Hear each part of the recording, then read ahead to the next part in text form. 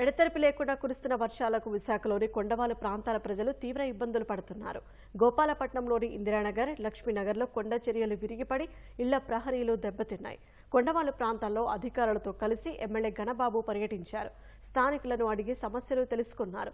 కొండవాలు ప్రాంతాల్లో ప్రజలకు ఎలాంటి ఇబ్బందులు కలగకుండా శాశ్వత పరిష్కారం చూపాలని సీఎం ఆదేశించారని, ఆ దిశగా చర్యలు చేపడతామన్నారు. రక్షణ గోడ నిర్మించి కష్టాలు తీరుస్తామని ఎమ్మెల్యే భరోసా ఇచ్చారు. పశ్చిమ నియోజకవర్గంలో కొండవాళ్ళ ప్రాంతాల్లో ఈ వర్షాలు తుఫాన్లు వచ్చినప్పుడల్లా కూడా ఈ కొండ చర్యలు విరిగిపడటం అనేటువంటిది నిరంతరం జరుగుతుంది. దానికి సంబంధించి ఒక శాశ్వతంగా ఇప్పటికే గోపాలపట్నం పరిస్థితుల్లో గత వర్షాలకి ప్రాంతం రామకృష్ణ నగర్ ప్రాంతం చాలా ప్రమాద స్థాయిలో ఇల్లు నిన్న కురిసిన వర్షాల్లో కూడా ఇందిరానగర్ ఏరియాలో ఒక ప్రొటెక్షన్ వాలే కూలిపోయింది. ఆ ఇల్లు కూడా ప్రమాదకర పరిస్థితిలో ఉంది.